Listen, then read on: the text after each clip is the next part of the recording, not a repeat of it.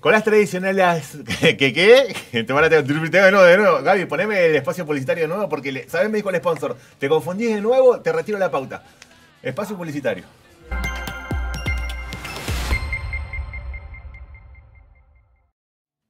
Con las tradicionales mamaderas Susi, ahí está. Hace más de 60 años que estamos juntos los argentinos desde los primeros momentos de su vida con una línea para el recién nacido. La diferencia entre solo hacer las cosas con calidad y aparte hacerlas con amor, porque solamente vos sabés lo que hace falta para cuidar de tu bebé. Conocé la línea entera de productos en bahita.com.ar. Muchas gracias. Como acá hay grieta desde los anales de la historia, vamos a conocer de qué lado de la grieta está, futbolística por lo menos, el historiador, el analista que nos acompaña, el gran @Manu Calvento, que es de ¿qué cuadro? Boca Juniors. Boca Juniors, aquí tiene Boca Muchísimas Juniors. gracias. Yo soy afortunadamente de River, por eso tenemos esta sensibilidad social, por eso. ¿Por qué no abrieron el estadio? Porque el macrismo dice que no hay, que no hacía frío, porque Angelici es Macri, dice Carrió. Y todo es culpa de Kerner. Hay una grieta, queremos saber sobre esto. ¿Es verdad que cuando se hizo el monolito en la Plaza de Mayo hubo sobreprecios en la cal? Esto viene desde que arrancamos. Mamá diría, esto está mal parido, nene. Sí, seguramente a lo largo de la historia existen y existieron grietas. Hay un historiador, esto de las fechas patrias o de las efemérides me lleva a un historiador que es Benedetto Croce, que dice que toda historia es historia contemporánea. Siempre estamos leyendo la historia mirándola desde el presente. Y si la miramos desde el presente siempre vamos a encontrar casos de corrupción, más solapado, menos solapado. Un general diciendo cómo pueden tener tanto personal jerárquico cuando tiene poca tropa, aparece en el siglo XIX, o sea, existe. Sí. Quizás si lo miramos con ojos del presente vamos a encontrar estos datos siempre. No sé si con la misma intensidad. Sí, bueno, lo que pasa que también lo que tiene que ver con una mirada sobre todo desde la honestidad de todos los periodos y desde la rectitud que tienen que tener todos los próceres, siempre hace que quien quiere encuentre, porque, como te dicen, me van a decir, mira, no me revises el teléfono, ¿viste? Porque siempre algo sospechoso es posible que encuentres, ¿viste? Tal vez tiene que ver con la mirada, eso es lo que decís vos, desde la actualidad, desde este momento. La verdad que en la previa del 9 de julio nos parecía copado tener la posibilidad de pensar, porque digo, se vienen las elecciones, ¿viste? Está en juego todo, continuidad, cambio, el cambio de la continuidad, esa cosa que no entendemos, o la continuidad del cambio, eso no sabemos qué sería, pero siempre nos pasa que por ahí, después de que viene un nuevo gobierno, una nueva administración, o por lo menos en términos ideológicos, o un nuevo grupete, cuando vino el alfonsinismo, el menemismo, después cuando se consolidó Duhalde o el fracaso de la Alianza, los primeros momentos del kirchnerismo con la primera de Néstor. Viste que es como que siempre hay una renovación de expectativa y de energía que lamentablemente al poco tiempo se empieza a deshacer. Y quería saber si esto necesariamente fue siempre así o en algún momento acá pintábamos que íbamos a ir bien. Viste que te dicen, y acá éramos la 8ª economía del mundo, ¿no? Acá, ¿sabés qué? Nosotros le tuvimos que prestar decir, bueno, no sé qué nos pasó, viejo. ¿Qué nos pasó? Yo creo que son mitos, más allá de lo que plantea Felipe Piña, ¿no? El mito granero del mundo, el mito de país, de uno de los primeros países democráticos. Revisando un poco, me parece que no es tan así. Por ejemplo, el tema del mito de la Argentina agroexportadora era en realidad para unos pocos, ¿no? Pero bueno, quedan como instancias grabadas en la mentalidad de los argentinos que hacen que uno piense ese pasado como algo glorioso y siempre esté buscando el Mesías. Sí, en el siglo XIX también existía. Sí. Y también existía la grieta, ¿no? Esto de pensar el 9 de julio, ¿no? Esto que te decía de las efemérides, ¿no? El 9 de julio en realidad empieza antes, empieza en marzo y las discusiones son porque, bueno, Fernando VII volvió al trono, quiere recuperar su colonia. Acá había mucho bardo, voy a decir, entre los porteños y las provincias del interior. Digamos, son cuestiones y debates que atraviesan toda la historia argentina, unitarios y federales, como quieras llamarlo, peronismo, antiperonismo. Creo que está en el gen de la cultura política argentina y no es del siglo XX. Absolutamente, absolutamente. Creo que está en el gen. En este sentido, ¿se pueden identificar tal vez algunos momentos donde vos digas, che, acá falló o acá se rompió algo o acá puntualmente se terminó de vulnerar lo que podría llegar a ser una idea, un concepto de progreso, de un espíritu más republicano? Viste que suelen decir que, bueno, que cuando empezaron los golpes de Estado, lamentablemente ahí se empezó a romper todo o se terminó de romper todo. ¿Se pueden identificar esos momentos? Hay algunas áreas de estudio que se llaman política comparada, viste que vos por ahí puedes decir, escúchame, ¿esto pasó en algún otro lugar y lo arreglaron? ¿O acá es, viste, es un chino total? Yo creo que no podemos dejar de mirar la Argentina en el contexto por lo menos regional. Sí. Y en el contexto global también, porque acá cuando vos mencionás los golpes de Estado, que nuestro golpe de Estado, el primero que tengamos en el 30, no es casual, porque en Europa está pasando lo mismo. Hay un descreimiento del liberalismo desde el punto de vista económico, pero también político, y aparecen unas recetas mágicas que van a ser las recetas autoritarias, y eso llega a Argentina. Sí. No es casualidad que en 1936 se haya llenado un Luna Park con simpatizantes nazis argentinos. Sí. Entonces me parece que, y esto que decía de política comparada, cuando vos ves los modelos de Brasil y Chile, por ejemplo, ¿no?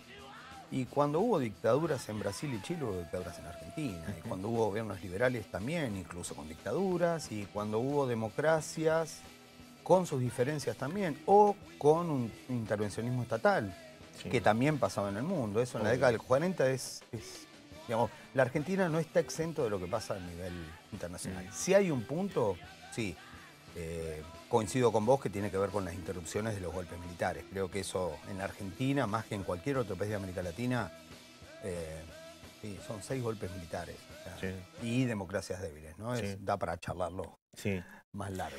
En este rol, ¿no? En siempre equivocarse con lo mismo, tropezar 78 veces con la misma piedra, con no encontrar la vuelta, porque del mismo modo que vos decís, y lo que ha pasado, que en América Latina todas las tendencias desde el punto de vista de las administraciones vinieron por oleadas, desde los autoritarismos, desarrollismos, bueno, así, el liberalismo, siempre pasa, y sigue pasando, ¿viste? Ha pasado en otros países que mal, ¿viste? Es como, no sé, el efecto de un antibiótico al tiempo. La democracia con el tiempo, por más desastrosos que seamos, ¿viste? Como electores o como políticos, logra dar algunos avances. Y en este sentido, en Uruguay pasó, en Chile pasó, bueno, en Brasil, más allá de lo que tiene que ver con idas y vueltas, con el fortalecimiento del sistema democrático y la consolidación del Poder Judicial, me empieza a pasar, ¿no? Y acá parece que Paraguay y Bolivia, que, ¿viste? Empezaron a crecer de una manera, y acá no. Sí, lo que pasa es que, a ver, no sé hasta qué punto también, por supuesto que son democracias, ¿no? Pero hay algo particular que pasa en Argentina y no pasó en Brasil, en Uruguay y Chile, que fue los juicios a los dictadores, digamos, ¿no? Y la democracia también tiene otra particularidad en Chile, en Brasil, un país muy desigual, y en Uruguay, que, digamos, dadas las características geográficas y demográficas, también, ¿no? Son diferentes a la Argentina. No sé cuál es la vuelta, pero sí, y coincido con vos, que la democracia es el mejor sistema, que es el más perfectible, digamos, ¿no? Sí. Yo nací en dictadura, pero respiro democracia. Me parece que, y yendo a esto que dijiste, ¿no? De directivo, escuela, me parece que el modelo sí, es la democracia y es el consenso. Creo que eso es lo que no tenemos que perder de vista. Y cuando vos hablabas de la grieta, me parece que la base de la democracia es la escucha del otro. Es el consenso con el otro, y es lo que nos falta, a todo nivel. Yo quería preguntarte si pasa, o en algún lugar pasó en la política comparada, que haya pueblos que son divinos, ¿me entendés? Que decís, che, qué gente más noble, y tengan representantes, dirigentes e instituciones que son fatales. Porque acá parece que, a diferencia de lo que pasó en otros lugares de América Latina, casi se consolidó una clase media, que se fumó todas las que pasaba, salvo cuando le tocaban el bolsillo. Entonces, acá hemos sido facilitadores de la consolidación del proceso democrático o boicoteadores cuando nos tocaban el... Qué pregunta, porque la clase media, que es una percepción, ¿no? Si nos basamos en términos económicos. Somos todos de clase Sí, media. somos Sí. todos clase media. Nadie obviamente, quiere ser claro, pobre. nadie, ¿no? Y cuanto más lejos de la pobreza, Sí, mejor. forget it. Y en algún punto sí fue facilitador, pero nos vamos a los 60, principios de los 70. Y después te diría que la clase media, por lo menos en su respuesta electoral, fue bastante conservadora. Somos bastante conservadores en la elección, ¿no? Y siempre tratando de despegarnos de aquel que está más bajo que nosotros y aspirando a aquel que está más arriba. La clase media argentina es un material de estudio. Hay un libro muy lindo de Ezequiel Adamowski que es esto, ¿no? Todos somos clase media. Sí. Bueno, pero eso de querer separarte del que está más abajo y ir hacia arriba tiene que ver con una lógica de movilidad social ascendente. Si hasta hace un tiempo vos te preguntabas cómo habían estado tus papás y tus abuelos, vos te ibas a ver mejor. No pasa ahora, posiblemente. Pero eso en un punto estaba bueno. El tema es el rol que jugábamos, ¿viste? Para no fumar y decir al que venía a interrumpir la democracia, viejo, esto no, porque muchas veces ha pasado que hubo una convivencia, ¿viste? Mirar para el otro lado, cuando algunas cosas que eran gravísimas empezaban a pasar. Seguro. No, por supuesto, no se puede englobar, no se puede generalizar, ¿no? Pero si existieron golpes militares, ya creo que no, es una tarea esta pedagógica, ¿no? De hablar de golpes cívico-militares. Sí. Siempre que existió un corte del gobierno constitucional, hubo un sector de la población que apoyó. Sí. Quizás se le da más importancia a la clase media apoyando, ¿no? Buscando estabilidad, bueno, que corte esta situación, sea política, sea por un conflicto social o sea por una crisis económica, pero que corte y que mi movimiento ascendente siga, ¿no? Esto es... Pero bueno, la pregunta sería cómo ahora en democracia... Seguimos boicoteando. Seguimos, sí. Quizás hay quiebres, por ahí 2001 fue más... Yo lo tengo muy vivo, ¿no? Una clase media o una parte de la clase media dándose cuenta de la real situación en la que se encontraba y por ahí existiendo una especie de empatía con aquel que la pasaba muy mal, pero después eso se diluye. No sé si está en el gen de los argentinos, tampoco voy a ser mesiánico en eso, ¿no? Pero sí. Así como hablábamos de en el pasado, ahora te voy a preguntar sobre qué cosas deberíamos reflexionar en un día que es feriado y más para nosotros, bueno, que vivimos del turismo y en este feriado turístico se usa para relajar y para pasear o compartir, pasear lo que puedan, ¿viste? O compartir en familia, pero sobre qué tendríamos que reflexionar en un día como el de mañana, con el 9 de julio. Y te quería preguntar también sobre estas cuestiones que son bisagras, ¿viste? En un momento pasó eso que no se tomó conciencia con el 30, cuando empezaron a interrumpirse los procesos democráticos. Y te quería preguntar si hay hechos, así como fue el 2001, que tuvo que ver con, cuestiones de la administración, con cuestiones de la corrupción. Muchas veces, la primera vez que se dijo y que se entendió que la corrupción mataba, fue cuando fue la tragedia de Once, que fue lineal, decir, che viejo, la plata de los subsidios no se fue, está todo roto, se murió un montón de gente. ¿Se identifican otros momentos así, como decir, che, bueno, basta de violencia, ¿me entendés? Basta de guerra, basta de corrupción, basta de... ¿Hubo momentos históricos que cumplieron esos roles? Y, mirá, yo me parece que junio del 82, pero más... diciembre del 83 marca un punto de inflexión, ¿no? No quiero ser autorreferencial, pero me acuerdo de haber estado en el conteo de votos, era muy chiquito con mis viejos, en Tandil, que perdía el peronismo, y vengo de una familia peronista, y la conducta de los peronistas que habían perdido era ir a saludar a los radicales que habían ganado. Y eso me pareció un punto de inflexión que no sé cuándo se perdió después, ¿no? Pero fue interesante porque por ahí yo tenía en mi gen, digo, bueno, perdimos. Y en realidad era que se había ganado y que se había ganado la democracia. Me parece que es un punto de inflexión que por ahí nos resulta muy lejano en el tiempo, pero es importante volver a ese punto siempre, porque el poder hablar, el poder decir, el poder comunicar Sí. El poder escuchar al otro me parece que tiene, sí, Sí. tiene un punto de inflexión ahí hay. Y después de haber venido porque obviamente eso ocurrió después de haber tomado conciencia y después de haber vivido el horror del último proceso. ¿Y por qué se perdió? Acá cuando te hablan los que son un poco más grandes, para los que no son de acá y nos están viendo, nuestras municipalidades existen también desde el 83, ¿no? 78. Eh, constitucionalmente. Constitucionalmente Claro, 83. bueno. Sí, sí, sí. Entonces, todos recuerdan ese primer grupete de cada una de estas ciudades de concejales, ¿viste? Que decían, loco, laburaban todos juntos porque, bueno, obviamente, venían de no poder estar. Y se diluyó, y ahora vos ves los consejos deliberantes y se dicen barbaridades, y se pelean y se denuncian hasta en la justicia, y vos decís, che, si me pasa a mí esto con el vecino por la medianera, bueno, te pones de acuerdo. ¿Cómo se perdió después de haber venido de una cosa tan grave, tan terrible como la muerte, el proceso? Hoy estaba revisando unos apuntes del 9 de julio, ¿no? Y por ahí es una versión muy naif esto de decir, bueno, centralistas y provincianos se pusieron de acuerdo hay otros intereses externos, económicos, etcétera, ¿no? Pero cada vez que se plantean las efemérides es pensar que cuál es nuestra identidad, qué queremos ser, qué país queremos. Me parece que eso es lo que por ahí no... Obviamente que una persona en el día no se pone a pensar en qué país quiere, pero lo puede hacer con cosas pequeñas con el que tiene al lado, ¿no? La sensibilidad social, esto del frío que vos estabas hablando, ¿no? Eso es sensibilidad social y eso me parece que sí existe.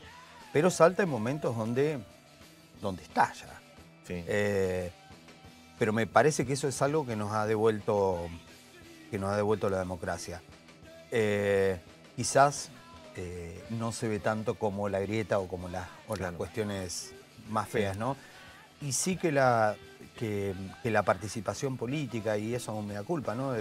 Es participar políticamente, ocupar un lugar requiere, además de idoneidad, ponerle garra. Y por ahí ese es el espacio que hay que ocupar para que estas cosas no sucedan. Sí, sí. Y después el tema de la identidad, que no es solo de Pinamar, ¿no? Identidad es, bueno, me hago con el otro, soy con el otro, eso es... Sí, y cosa que no pasa. Vos sabés que recién hablabas del tema de poder participar. Fíjate, ahora nos están esperando la gente de Cefrider, que son voluntarios, y fíjate cómo el prestigio en los procesos de participación se fue de la militancia, que tiene como mal olor ahora, ¿viste?, de los partidos políticos, al activismo en las ONGs, que es algo como que está bien. Fíjate cómo la necesidad de trabajar buscó otro nicho, porque como que la política... ¿viste? Está todo perdido, como que es una macana. Manu, en un 9 de julio, ¿no? Más allá de las distintas cuestiones y lo que tienen que ver con distintas características, procesos históricos, en un día como un 9 de julio, ¿en qué cosas tenemos que reflexionar los argentinos? ¿En qué reflexionaría yo? Te digo, no sé si pasar la pelota. No sé, pensar en el otro que está sufriendo. En lo que se puede construir. Yo lo veo mucho en los pibes. Vos hablabas del tufillo de la militancia, ¿no? Pero los pibes están haciendo política todo el tiempo. Me parece que romper esa idea de que política es, digamos, es algo feo, es algo sucio, es algo corrupto, y que todo el tiempo estamos tratando o de consensuar o de solucionar un conflicto, y ahora sí te hablo como docente, que la escuela debe ser el ámbito donde los pibes aprendan eso, porque de eso va a depender la sociedad en la que nos movemos. Y no que ellos son el futuro, son el presente. Y los pibes todo el tiempo te enseñan eso, ¿no? Te enseñan que es posible, más allá de que descrean de la cuestión de la participación política, no descreen de la participación, no le corren el cuerpo a ayudar al otro. Me parece que tenemos que reflexionar en eso, ¿no? Sí. Estamos viviendo momentos difíciles y, qué sé yo, más allá del efeméride del 9 de julio, es ver a quién tenemos al lado, cómo lo podemos ayudar. Y si vos tuvieras que identificar cuál es el principal desafío, porque vos decís, bueno, la verdad desde el punto de vista económico, de solidaridad, de construcción de civismo, lo que sea, bueno, ¿cuál es para arrancar? ¿Que la justicia funcione bien o que la educación funcione bien? La educación es la base de todo. Sí. La educación es la base de todo. comprometerse. Hoy tenemos una situación muy dura y es que las familias también la están pasando muy mal. Entonces es indivisible la educación sin tener las tres patas, ¿no? Que es la escuela, los chicos y la familia. Uno a veces puede ayudar al otro a través de los pibes. Y me parece sí que la escuela es el lugar fundamental. Si no tenemos, no te voy a hablar de buena educación, te voy a hablar de educación en habilidades y en valores de esto, de transmitir esto, que se puede ayudar al otro. Los pibes se dan cuenta, los pibes te enseñan Sí. todo el tiempo, todo el tiempo. Creo que es a eso a lo que tenemos que estar atentos, ¿no? Sí. Porque ellos, creo que por ahí es un defecto nuestro los adultos, ¿no? Ellos la solidaridad la tienen a flor de piel. Desde los más chiquitos hasta los más grandes se dan cuenta cuando hay injusticias, cuando el otro la está pasando mal. Y bueno, preservar eso, ¿no? Sí. Preservar eso que los pibes tienen y que después cuando sean adultos lo puedan transmitir. Sí. Me parece Bueno, genial. para terminar te pregunto, y teniendo en cuenta esto que vos me decís, que la clave es la educación, los ciudadanos, ¿no? Lo que demandamos como electores, identificamos como una prioridad lo que tiene que ver con un fortalecimiento, un saneamiento del sistema educativo para que los representantes o los que te piden el voto lo pongan primero en sus objetivos y cuando llegan trabajen en eso. O identificamos que es una prioridad. Pues la típica, che, ¿cómo es la señorita? Ay, un amor, te digo es un amor. ¿Y la educación pública? No, la verdad es lo peor del universo. ¿Nos pasa eso? ¿Nosotros lo tenemos identificado para exigirlo y que cuando llegan laburen? ¿O lo identificamos pero compartimento estanco? Lamentablemente creo que está muy denostado el rol de la escuela. Yo ya ni te digo del docente, ¿no? De la escuela como lugar donde es la base, más allá de la familia, donde el pibe puede aprender no solamente cosas nuevas, sino reforzar lo que ya trae desde casa. Creo que está muy... te diría que en el nivel de expectativas, no solamente de la plataforma de los partidos, sino... Quizá me estoy poniendo en un lugar muy... me estoy alejando de la cuestión, ¿no? Pero no sé si todos estamos de acuerdo en que la educación tiene que ser la base. Y la educación en todo sentido. Sí. Ojalá fuera así.